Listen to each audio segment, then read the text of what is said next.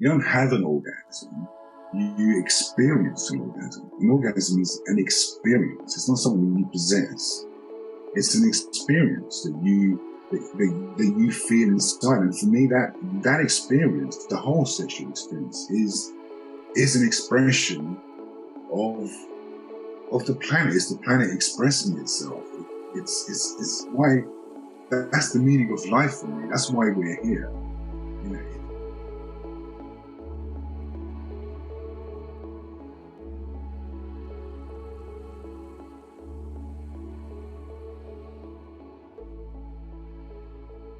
Hi everybody, and welcome to another episode of the Deeper Podcast. And today is a very, very special episode because today I'm sitting here with Federico, and I'm not going to give you a formal introduction like I normally do. All I'm going to say is that this man is professionally in service to women, and all the other things I'm going to let him share with you. Today's going to be a very personal, very raw conversation on Federico's story, on Federico's journey, and I am just incredibly honored that he is here today and that he wants to share his story with us. So, Federico, welcome. So happy you're here. Thank you very much, Sophie. I'm glad to be here. It's a real pleasure, actually. Well, sorry. I've been looking forward to this for days because I know this conversation is not going to be like anything else I've ever done. Let's get straight to it, Federico. Who are you? What's your story? I'm actually just a normal guy. I happen to be in a very interesting business. Apart from that, I'm just like everybody else. I'm not a PhD. I'm not a professor in anything. I'm not highly educated in any particular field. But I spend a lot of time in and around women. And that's my thing. That's my passion. That's what I do. And I'm here to finally talk about it, which isn't something I would usually do. But I feel I'm at that place now where I can talk about it, express myself, hopefully help other men, which is really why I'm here, to be honest, is to speak about what men actually go through these days and how the challenges that they face regarding their role, their masculinity, lack of it sometimes. And that's the field that I'm trying to get into is to concentrate really on men, helping men now, you know, playing my part there. And that's it, really. Can you share a little bit about why it's felt maybe less comfortable for you to share about what you do, and why maybe now it does feel like the time? Because what I do is, it's very difficult for people to understand, unless they're actually in my shoes and they have their own, you know, assumptions and ideas and preconceptions about what it is that I do. And they're usually quite wrong, because it covers so many different things. It's not about, I use sex. I use sex as a vehicle. It's a fantastic vehicle, actually, to get inside the mind of somebody, to really explore them, who they are, the things they have going on in their lives. Sex is a great way of grounding them and making them feel like they're almost not themselves. They're in a different world, in a different mode. When we're in the throes of passion, the real world no longer really exists. it's kind of time stands still. You know, you lose the role that you play if you're a mother or a wife or, you know, whoever you may be, a carer. You no longer become that person. You're in your world, which none of that exists. Just you. There's just you there. And that's it's just a great vehicle to use to reach that person. And it's beautiful when you do it. It's the best feeling in the world to actually get to see somebody the way they are. We all have masks. We all walk around with our masks on. And we all play certain roles in life. And we all pretend that we're not wearing a mask. That's what I find very strange, is that we all have it. We all do it. We all have the person that we are when we're at home alone. And we all have the person that we are when we're out in public or just with somebody. And we all pretend that we don't. We all pretend that we are that person that we show to the public. And we know that we're not. You know, we actually know we're not. And I find that fascinating. And sex is a great way of just stripping all that away. You know, even if it's just for minutes or hours or whatever, it's beautiful to expose somebody's pure soul like that. It's just wonderful. I love it. And that's what I get out of it. That's my enjoyment. It's my validation, you know. I knew I was going to be moved in this conversation. I didn't think it was going to happen in the first minutes. I have rarely heard a man speak about it. But that's just a problem, isn't it? I mean, the thing is, men want to please their women. They really want to, you know. And they have a lot to live up to.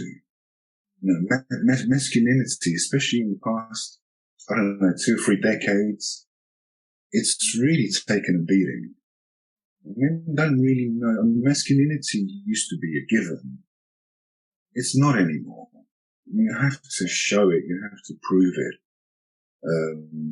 You have to hold on to it. It's such a fragile identity these days, you know, and men are kind of lost. They're lost in that. You know, they don't know which way to turn sometimes. And all they really want is, I mean, because I work with a lot of couples as well. And that's fascinating. It's really fascinating to study them and see how they interact with each other and how different they are in the sense that how different the man is compared to the woman. For instance, a man, he will take pleasure in seeing his wife or his girlfriend or his other with another man and seeing her get as much pleasure as possible with another man. That gives him pleasure. And it also takes a lot of pressure away from him, because he then doesn't have the pressure of performance, for instance, or failure, you know.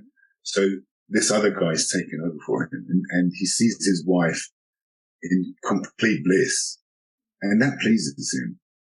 And he'll say to me, I love seeing her like this. I love seeing her get pleasure. It gives me so much pleasure. But I've never, ever, ever heard a woman say the same thing. Ever. No woman on earth, I don't think, will get pleasure from seeing her man being pleasured by another woman. It just doesn't happen. They don't think that way. They just don't see it like that. You know, a woman is very her sexuality, and I don't mean this in a bad way, but her sexuality is highly narcissistic, really, because nothing really turns her on more than her being the turn on. If she's the turn on, then that's going to turn her on even more, seeing her man getting turned on by her. Seeing her man get turned on by another woman is another thing together. Not at all. The way I describe this in my work is that the masculine, the man, helps a woman to feel herself deeper.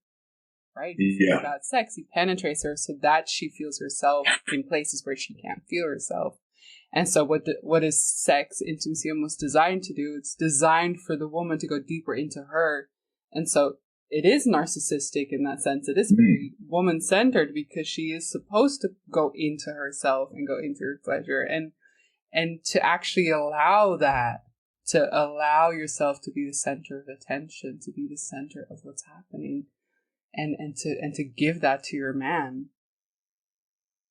that feels very different, I think, than what we've been taught from like porn or kind of our very limited sexual education of like what sex should be like. It's actually very focused on her. Yes, and that's not there's nothing wrong with that. That is actually that's just the difference between men and women. It just exists. It is what it is. It's there. And then it's fascinating to see. It's fascinating to see it in real time, in action, and I see it all the time. And it's eye-opening. It's beautiful. It teaches you a lot. It teaches you a lot about yourself. The more you study other people, the more you learn about yourself, really. What's one of the things that people like? What's the pain or the longing or the desire that people come to you for? Is it like a mismatch in sexuality, or just knowing that there might be more? Like, what's the main that you notice around you? It differs. I mean, if we're talking about couples, there's one thing. That's one thing. If we're talking about single people, that's another thing altogether. I mean, there's a lot of women that have, society has a lot to answer for, in the way that women are portrayed and how they're seen, by the rest of society and how they're supposed to be, how they're supposed to act. Freud came up with the dichotomy of, or the paradoxy of a woman being, partly a nun and partly a whore. And that's been known for a long time, and it's true. And it's fine. That's fine as long as the woman accepts that side of her, that there is this whole side of her, and embraces it and doesn't see it as something bad or wrong, then that's okay. But a lot of women that I see don't see it that way. They do see it as there's something wrong with them. They shouldn't really feel that way. And over time, it blocks them. It stops them having orgasms. A lot of the women that I see, single women that I see, come to me because they want to discover if there's something wrong with them. If they find it very difficult to have an orgasm. In some cases, they've never had an orgasm, whether it be with their partner or alone. Through masturbation, they cannot reach that point. And they want to know if there's something wrong with them. And I know that unless there's something physically wrong with them, most of the time there isn't anything wrong with them. It's the mental break that they have in their minds that stops them. You've heard of the accelerators, the sexual accelerators and sexual breaks and how they work. And so, some women have the break on all the time, and it doesn't matter if there is something that turns them on and they do start to get aroused. If they've got their foot on the brake, they're never going to get anywhere. No matter how much they push on that accelerator, they're just going to rev the engine up. They're not actually going to move. And so for me, it's just a matter of getting rid of those brakes. Let's just get that out of the way. And when I am faced with somebody like that has come to me specifically for orgasm, then, the first thing I do actually is tell them that I'm not going to give them an orgasm, so I just get that out of it. The thing is, I know I am going to give them an orgasm.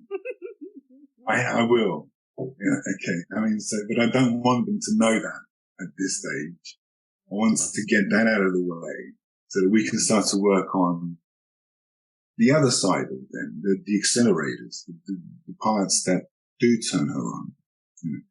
And then, the brake will get lit. As soon as the brake is off,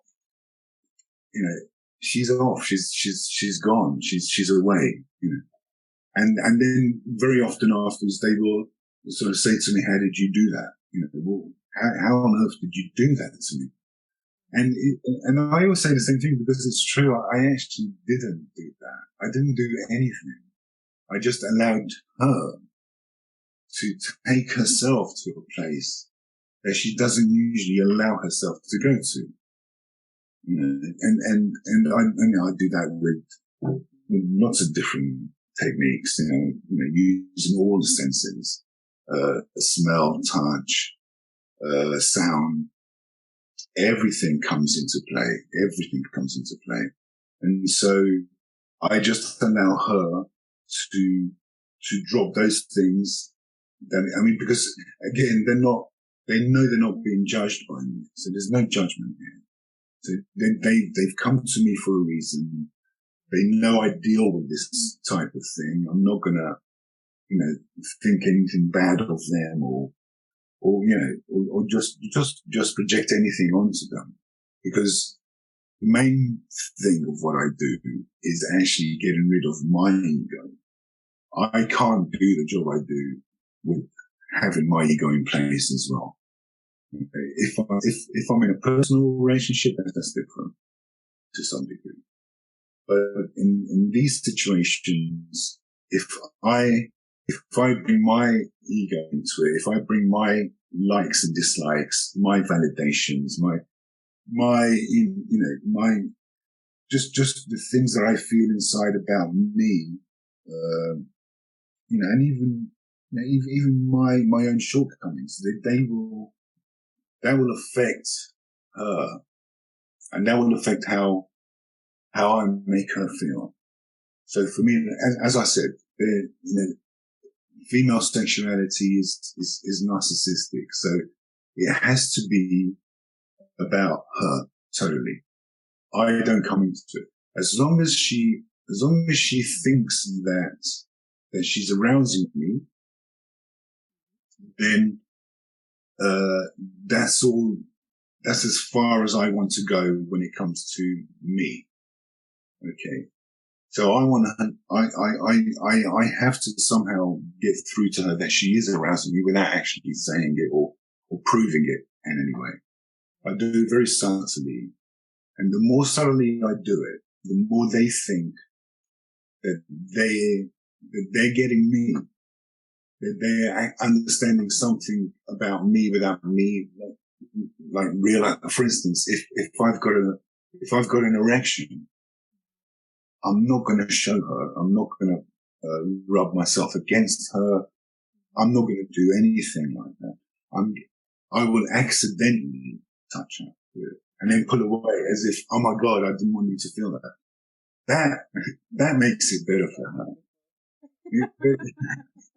Because it's like, oh my God, she's thinking I'm arousing this guy and he's trying not to make me see that I'm arousing him. That arouses her even more because she now feels beautiful and desired, And she doesn't have to give anything in return. She doesn't give. Exactly. She doesn't have to give anything in return. This is totally about her, about how she's feeling, how she's relating, to herself. And then she gets into her body. So the brain now takes a back seat, because if she's in her head, all these other things are going to come up, and she's now being taken care of. Her role usually in life is to take care of people. She's a caregiver.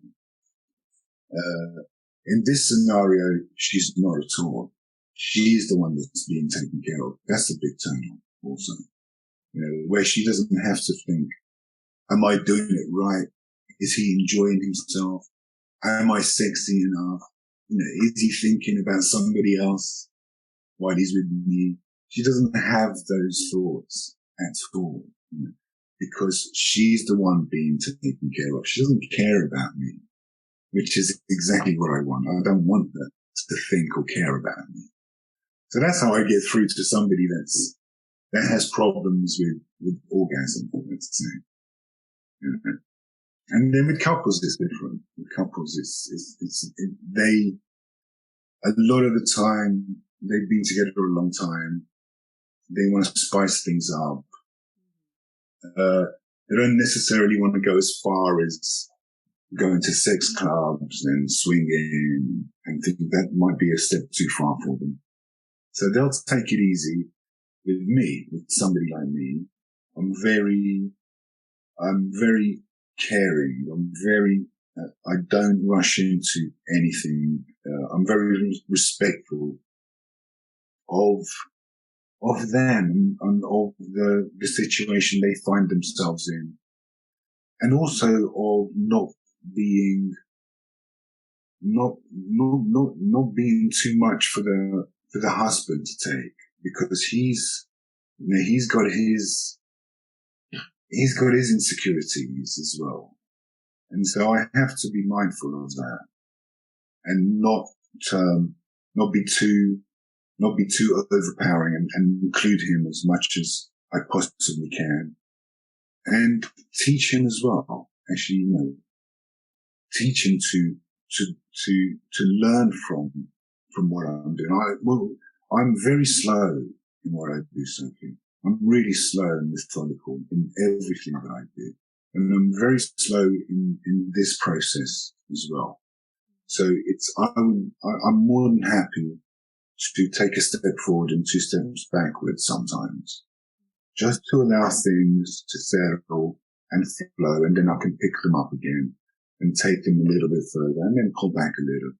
And so it's a slow process for me. And it works that way, because then the man becomes trusting of me too.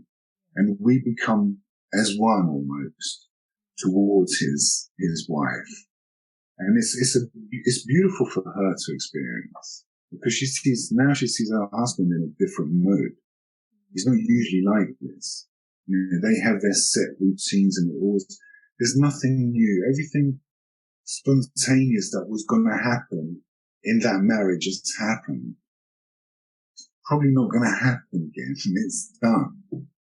So this is totally new to them. It's a new experience. It's a new feeling. And they take it with them when they leave. So, the experience, they'll talk about it later, in bed. They'll relive it. It stays with them. And then they tend to come back to me every 4 or 5 months, 6 months sometimes. They'll come back to me and they do it again. And it kind of replenishes them. It pushes them up again, And so that's, and I love that. I love that. That's what I'm there for.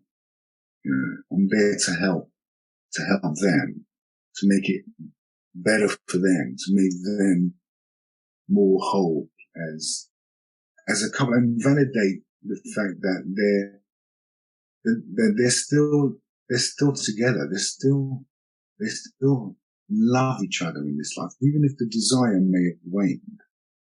The love doesn't necessarily wane, and love and desire aren't necessarily the same thing. So yeah, that's. I'm sorry, I'm waffling. I've gone on for so long now. I was just thinking I could listen to you for hours. I am moved. I am moved because I can feel the pain that we don't have people like you as a normal part of our lives. Because I can feel like, I work with sexuality, and I wish myself somebody like you in my life. I wish so many people somebody like you in their lives, because this is so, I don't want to use this word, but it's almost like you're a mix of the elder and the person who knows so much about sexuality, like the holder of the wisdom of sexuality. That's what you feel like. And it's just, I can just feel the pain of that. This isn't normal to have people like you supporting these kind of relationships. And I don't know what, if you're willing to share something, but were you always this? Were you born like this? Maybe you were. I'm sure that happened. I think that's always been part of me. Yeah, I think it has. I think it has always been part of me. It's grown more. The more I've always been fascinated by relationships and by how people interact with each other and why they do the things they do. And yeah, and when it comes to sex, I started very early, Sophie. I was 13 when I first started having sex with an older woman, and she taught me a lot. She really taught me, and I'm so grateful to her because all my friends were kind of the usual sort of teenager sort of making themselves sound, bragging about the women that they bedded and all that. And I just saw that as so childish, even then. I just didn't want to go into any of that. It was kind of, for me, it was very personal, and even then, it was sacred to me. Sex is very much sacred to me. It's not an act. It's like orgasms. You don't have an orgasm. You experience an orgasm. An orgasm is an experience. It's not something you possess. It's an experience that you feel inside. And for me, that experience, the whole sexual experience, is an expression of the planet. It's the planet expressing itself. It's why that's the meaning of life for me. That's why we're here. It's the planet actually feeling the feelings that we have, the emotions that we have, and all the thoughts that we have are just, and they come from this grey matter, this mush of of blood sugar and fat. It holds all this all this treasure that we know nothing about. The human brain is fascinating. It's beyond our comprehension. It's actually, I heard somebody once say, we'll never be as clever as our brains. And I thought, yeah, you're right. We will never be as clever as our brain. It's just, it's way beyond our comprehension. So, and it can give us all this, all that, what you feel, what you go through in orgasm. Because when you are, the French call it la petite mort, don't it?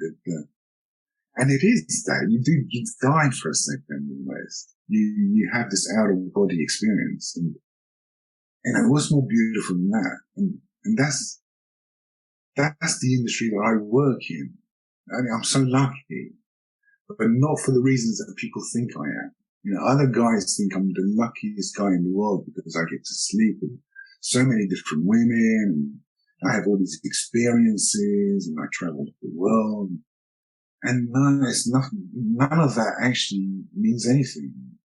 It all comes down to that singular moment where you feel that you just transcended everything, and you can feel that you've done it to somebody else as well. You've taken somebody with you, or they've taken you with them. Either way, it doesn't matter. You're both experiencing this moment, which is, it's sacred to me. It means everything to me. Can you share more about this? Because I know that there will be women listening to this that'll find it hard to believe that her pleasure can nourish him. And that when all eyes are on her and it's all about her, that could be a nourishment for a man, that could be rewarding or enough. Right? I think we're all so conditioned as women that we should be riding him. We should be giving him a blowjob, right? We should be doing the things that he's experiencing pleasure. And I like, I'll tell a personal story, but I've been dismantling in myself that I realized all my pleasure was performative. Mm. Yeah. I was doing everything, not really for me. I was just an entertainment. And so when I was very orgasmic, I thought that was for me, but it wasn't. It was for a guy to feel really good about himself. Yeah. And now in a relationship where this man doesn't need that much for me, and all of a sudden I don't need to be all those things. And it's completely different. What is sexuality if I don't have to make him feel good about himself? Yeah, I mean, because that's limiting for you as well. You know, to have to think about.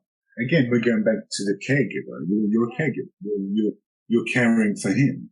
You know, you're trying to get your little bit of satisfaction as well. But your main priority, your driver, was making sure that he was taken care of. That he felt good about himself. Yeah, Then I am safe. And that's what's connected. Exactly. When a guy feels good about himself, he's a nice guy. Yeah, but what you were missing at the time is that what makes him really feel good about himself is seeing you feel good about yourself, which enhances his pleasure as well, because like I said, it takes all the pressure off him. He's the only indicator a man has of whether the woman is happy or not is by the sounds that she makes. So that's all he has. He has nothing else to go on, even though there's so much more there for him to go on. He just doesn't see it. Women communicate all the time with their bodies, all the time, and they're brilliant at doing it. They're fantastic at doing it. Men just don't pick up on it. Mostly because men don't do it themselves. I mean, we all communicate through our bodies. That's a reptilian thing that's still with us. Before we had language, we communicated. We didn't communicate with language because we didn't have it, but we still communicated. We knew when somebody was hungry or cold or whatever. We knew it, and we could talk to each other by giving a look or an expression or something. That's still with us. That part of the brain, that reptilian part, the limbic part, is still there. We've lost the ability to use it, and men seem to have lost it more so.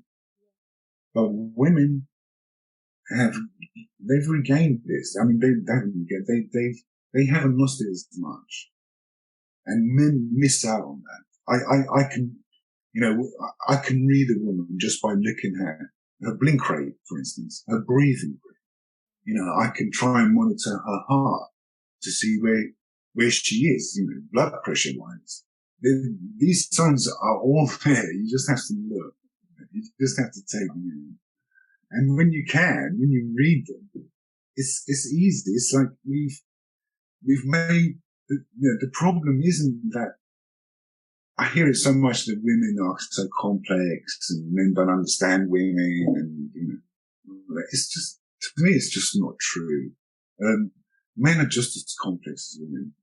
The problem isn't that women are complex; it's that men think they are. That's the problem. We oversimplify men and we overcomplicate women. And we shouldn't be doing that. We really shouldn't do that. Women, actually, when you break them down, this is what I do as well, is because I don't know this. I may have just met this woman, 10 minutes ago. I don't know anything about her. I don't know her life. I don't know what she likes, what she doesn't like. Either sexually or not sexually. I just don't know her enough to be able to confidently say, yes, I'm going to please her. I'm going to give her a great time. She's, and so how do I combat that? The only way I can is to strip everybody down to the core. So once I know that the core of every person is actually the same, we're all exactly the same, really. We all love and feel and we all have the same sort of emotions around the same sort of times. We're all really, when you take out, all the external stuff and you just look at the soul of a person, it's the same as anybody else's. It's pure. It's beautiful. With the woman, it's, she's soft. She's caring. She's empathetic. She's compassionate. She's agreeable. She's, she's more intuitive. She's more in tune with the world around her and herself. She's more self-aware than a lot of men are. There's all these things that I can sort of attribute to you as much as I can attribute to a woman I've known for 10 years. You all have that. You all have that. And it's beautiful. It's what makes a woman a woman. I hear this question all the time recently. Well, what is a woman? It's like, wow, really? And it's right there in front of you. If you want to look at it, if you want to see it, it's not about genitalia. It's about all these other things. And so when you look at a person like that, when you look at the core of a person, you connect. You automatically connect because it's like, I know you. I already know you. I may not have met you before, but I do know you. And you may not realize it, but you know me as well. And you're going to get to know me in the next hour or so. And you're going to get to know me, not what you see, not the person, the image, the idea you have of me. You're going to get to know me, what I have, my compassion, my love, the feelings that I have towards my fellow human beings, which is, it's real love. And when you practice love, when you assume that the things that are in front of you, the person that's in front of you is valuable, and you act according to that, then you connect. And automatically, it happens the other way around as well. They will connect with you too. And so now you're on a different level. Now you can begin to be who you are without any, without all the assumptions and preconceptions and biases and everything else that we carry around with us. You don't need that stuff. Can I ask you, there's men listening to this podcast, and I'm sure they are equally inspired and intimidated by you, and I'm sure they can feel that this is an energy they would love to bring to their relationship, would love to bring to their lovers. What can they do? How can they start this, or how what's the shift they could start playing with towards their women? Is it about connecting to the sacred? Is it about connecting, devoted fully to her? Yeah, that's a good question. That's very difficult to answer that. I can just think of a guy listening to this thinking, I want to be just like him. I think a good start is to totally shed all the judgment that you have. Get rid of those and just start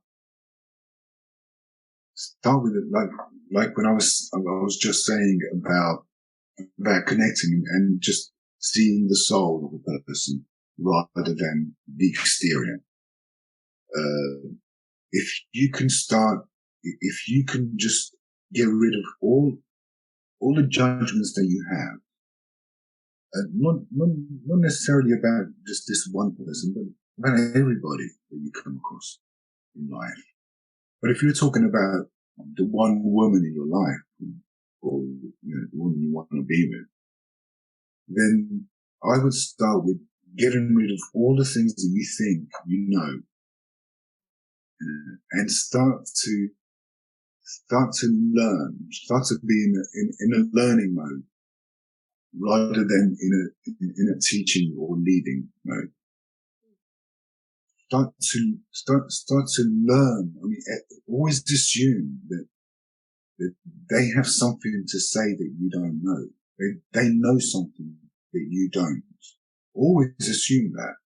If you do that, you're going to learn, and you're going to put yourself to one side. You're going to put your ego to one side, and you're just going to concentrate on what you don't know, and assume that she knows something that you don't, because she does.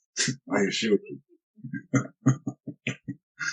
And so from that, me and my partner sometimes have we do a role play where we pretend that we go on a date and we've never met each other before to get in that sphere of kind of, in that zone of I know nothing about you. Mm. So I'm going to have to start with a blank slate and learn again instead of assuming I know what she likes. Yeah, absolutely. And also get rid of your own, as the man, get rid of your own likes and dislikes.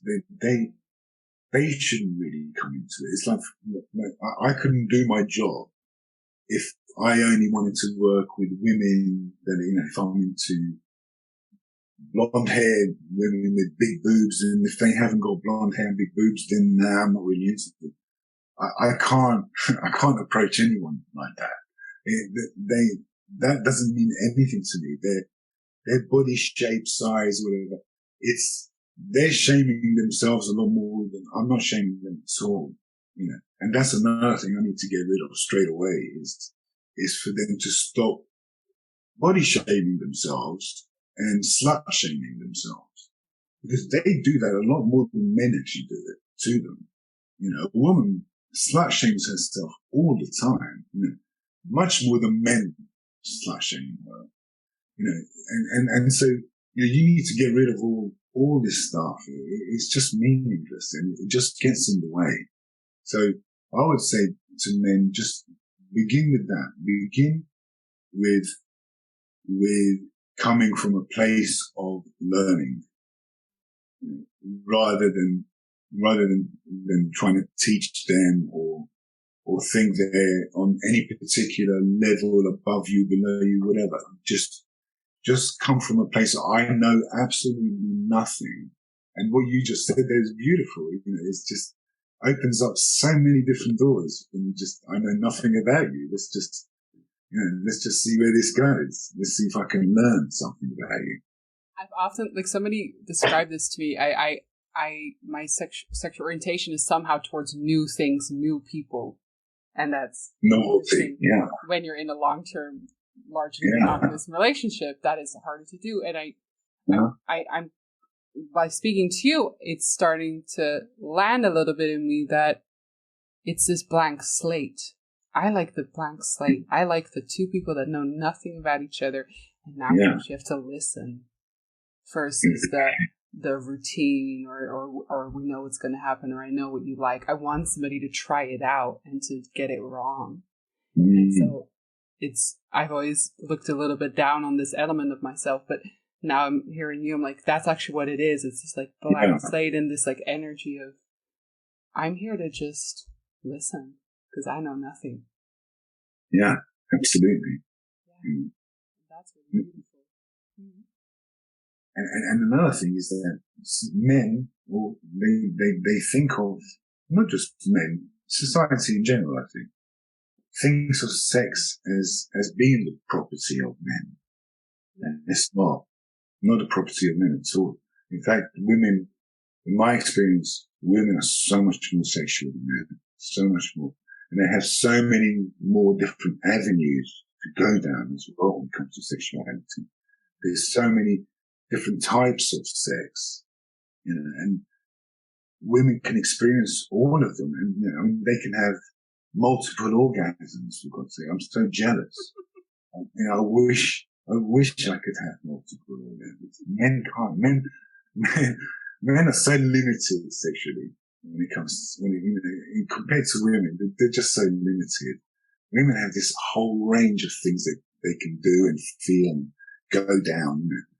Men, it's a bit straightforward. It's always orgasm driven as well. The goal with a man is usually always orgasm, whether it's his or his woman's orgasm. That's always the goal. And it shouldn't be. The goal has to be pleasure. It has to be, that journey is the most beautiful thing. The orgasm is, for me, it's almost an end, to it. I don't want to get there. I'm enjoying this too much, So that's another thing that sex is not the property of men at all. And it shouldn't be seen that way. I'm going to challenge you even a little bit that I've said for years. I don't even think it's about pleasure. I think it's about sensation. I don't necessarily need it to feel that pleasurable. If I cry during intimacy, that was a great intimacy, right? It's not, I think somehow the masculine lens that things need to be fun and pleasurable and light and easy and not awkward. Whereas in a feminine body, I care about feeling life.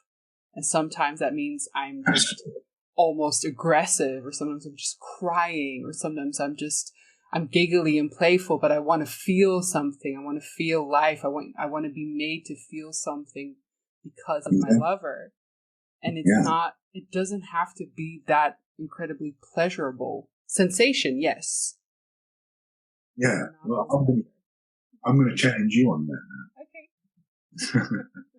Because for me, pleasure isn't just the pleasure of, this is wonderful. That's not necessarily pleasure. Pain can be pleasurable in the sense that pain argues for itself. It's real. It has meaning. Whatever you're feeling, whether it's anger, whether it's euphoria, whatever it is, that's pleasurable to me. That's it's the polarity. You need both to make it work. So yeah, I count that as pleasure. Even the pain that I might feel is a pleasurable pain because it shows that I'm alive. I'm feeling this. It's real. It has meaning.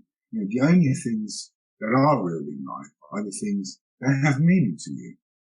Everything else is just wallpaper. It's meaningless. It's nothing. What's so beautiful about what you're talking about? I've spent a few years in the Tantra world, and it's so much about women being sexual healers and women being dakinis and being this and being that and being priestesses and not to discount any of that, but there's so few examples of men who are embodying that. Yeah. That I feel like, especially in kind of the conscious world or the personal development world, women somehow are the teachers now. Yeah. The teachers of sexual liberation and of sexual opening and of sexual temple and all of that. And hearing you speak, I'm like, wow, there is a whole lineage in our men as sexual, bringers of sexual healing. And we don't honor our men enough for them to be even seen like that. No, you're absolutely right. Yeah. I've never allowed myself to even look at a man like that of like, oh, you could actually give me healing. I've always thought, oh no, but I'm the more developed one, so I'm going to show you the way to God. But Yeah. When actually, I'm sure that in every masculine male body that there's that same wisdom is there, as so evidently in you. And so many women must be longing for this. So many people must be longing for what you have to bring. And yeah, so that's one thing. What I actually wanted to ask you is, in Tantra, we believe that a man expresses his love through his sexuality. Mm. Is that something you recognize? Because I recognize in my own relationship, and also from what I hear from other people, is that it's extremely important for a man to express himself sexually, because that's how he shows her he loves her. Yeah, I think there's a lot of truth in that. I don't think it's as black and white as that, though. It's much more complicated. I think when it comes to men, I think society's played a huge role in this, in that, this monogamy thing, for instance, the idea that monogamy is really reserved for women and not really for men. It's really, it's, and again, monogamy, the meaning of monogamy has changed over the years anyway. Monogamy used to be, one partner for life. Monogamy now means one partner at a time. So it's changed. The whole, and then you have porn. Porn has come in, and that's changed how men see sex and themselves as well, and their performance and what they're supposed to do, and how, that's kind of, because, we've transferred male sexuality, really, and this has gone on for decades. Male sexuality, we've compared it to almost animal sexuality, in that, an animal won't attach. Most animals are not monogamous. They don't stay together for life. And the ones that do, we don't really know why they stay together for life. Is it love each other? Are they in love? Are these two ducks in love with each other? We don't know. But we know that these particular breed of ducks stay together for life. And we think that a man is made to sow his seed. I'm not so sure I'm convinced about that argument. I don't think that it's as simple as that men, that we can compare ourselves to animals. If you look at animals, then an animal will just mate with any female that will allow him to mate with, and then he'll choose another one. And that's really what we're like. But because of religion and culture and all these doctrines over the years, that we've convinced ourselves that no, we should be with one partner. That's not true. I actually think that we are different to animals. We do have a sense of monogamy that does attach us to a particular woman, a particular other, whether it be a woman, a man, whatever. That, I think we have that within us. I think it's a lot stronger in us than we realize that it is. I don't believe that a man has to, because if you give that to a man, if you say to a man, okay, you can go down there and you can have any woman you want, any night of the week, it doesn't matter who it is, she's always going to say yes, and you can always have her. He will be the unhappiest man on earth. He doesn't want that. And you've seen that with Hollywood stars and whatever, where they can have any woman they want, but they're not happy. It doesn't help them. It doesn't help their sexuality. In fact, it destroys their sexuality. It makes sex less important to them. And you can have it with anyone at any time. It doesn't mean that much to you. And you actually start to feel that there's something wrong with you, in that sense. That happens a lot to guys in my business, by the way. They don't last very long because it becomes where they used to have a chase, and they would have a woman with them, and they would be with them for a couple of weeks or whatever, and then move on to another woman. That's one thing. Actually having 3 different women in 5 days a week is another thing altogether. Right? You're going to destroy yourself, and a lot of men do in this business because of that reason, because their sexuality, their masculinity almost has been taken away from them. So no, I don't think that men can only show love through sex at all. I don't believe that.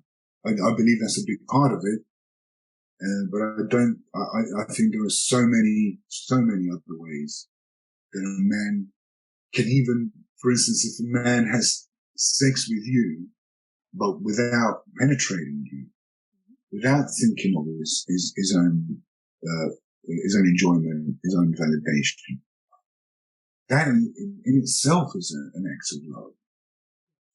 And he hasn't actually done anything for himself. He's given it all to you. That's love. How come you didn't burn out? How come? Because I recognized it. I recognized that I was at, I have been at those points, and I've acknowledged it. I've pulled away from it. I've healed from it. I've learnt. I've done a lot of work on myself over the years. I'm very much into neurology and the human brain and how it works. And so that's really saved me. That's led me to understand myself. It's led me to understand other people and how I can avoid pitfalls. You can't change anything that you're not aware of. So if you make yourself as aware as you can about everything, as much as you can, you can avoid things. As long as you're aware of them, then you can take steps. It's only when you're walking blindly that you fall into these traps. And so I think that's what's allowed me to avoid them. And now, like I said, I'm getting into men. I wanna indulge in that side, and help in that way rather than directly towards women. If I can help other men, then I'm helping more women than I can possibly reach, and that's why I'm here, really, speaking to you. Yeah. Which has been great. We need this. A lot of what I teach is that you can't, as a woman, you can't go like, oh, where are all the good men, and then just lean back. Right? What makes a man feel great and feel 2 feet taller is a woman. Exactly. I have the power to break my love down, and I have the power to build him up. Yeah. And what you are doing is so important because we need more men to realize actually how powerful they are. Yes, absolutely. And the lives of women will not change until the men show up. Yes. So women need men to show up, because that will change them. That will change the women of this world also. And I feel a little, I do feel a little strange sometimes talking to you about women. You being a woman, it's like I'm telling you, why am I telling you? She knows this, I still don't know everything.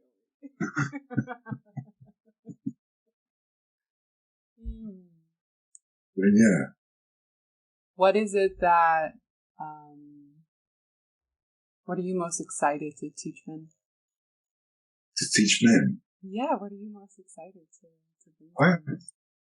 I'm excited to reach in men, to understand, to understand that they are they have everything they need. They're not lacking anything.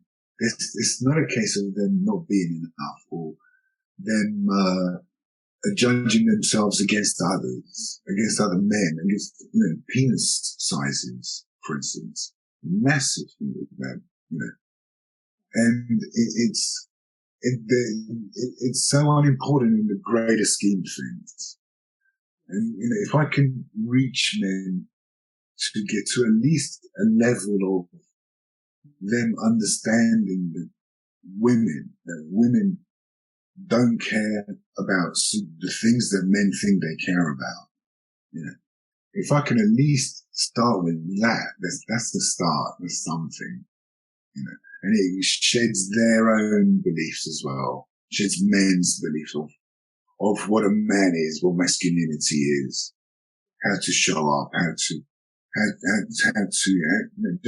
just how to be what society tells you to be, because we don't have, we don't have a rite of passage anymore. Men don't have that anymore, not really.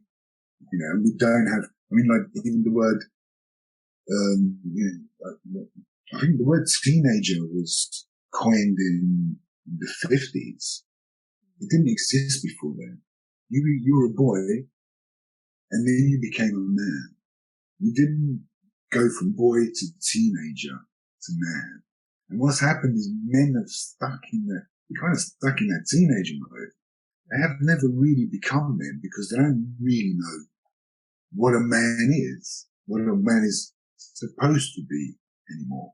And they're always, especially in the workplace, you're always like, the gap between being a sexual predator and a man is closing. You're almost a rapist now by saying the wrong thing.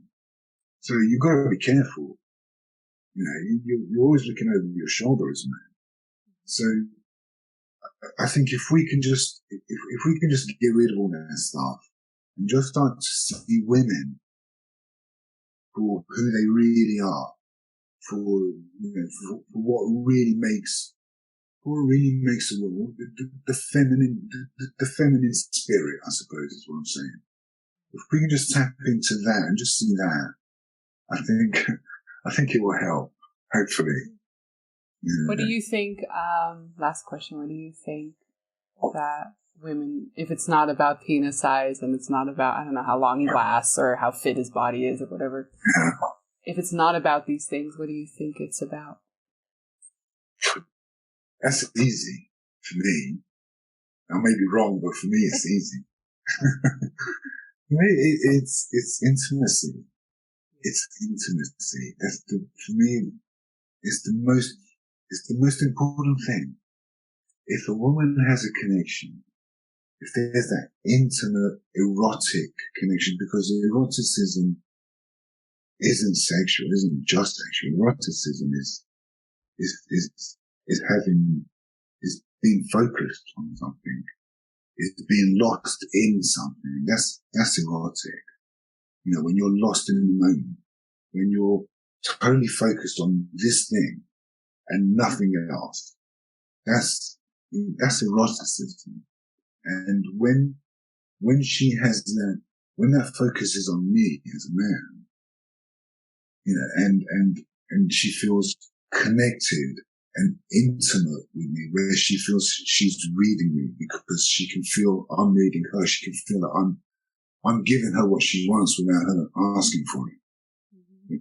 I'm there before she even wants it sometimes.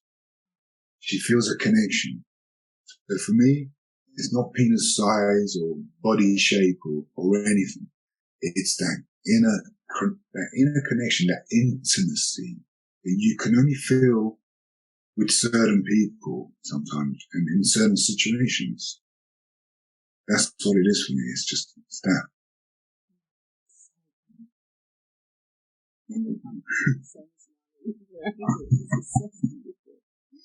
Everybody listening to this is like crying tears. Thank you so much. Thank you so much for listening to me. Seriously. You have a very important and a very unique and just such an important embodiment and a role model for so many people. I think you are a role model for something most men have inside of them, but I've never known to access. And I think you're a role model for women to feel like, oh, this is the kind of energy I get from. Thank you so much. That's lovely of you to say that. Thank you. You've made my day. If people want to get into contact with you or want to learn more about your work, is there a way, or is it all super private? We totally can make you as mysterious as possible. It can. I don't have a social profile, to be honest with you. I'm connected to a company called Massage Her in London. And they can contact me through them. So that's massageher.co.uk. So they'll find me. If they want me, they'll find me. They're gonna find me. Thank you so much for being here. No, thank you. So beautiful. Seriously, thank you for making it so easy for me as well. You're beautiful, Sophie. You're beautiful. In so many ways. You really are.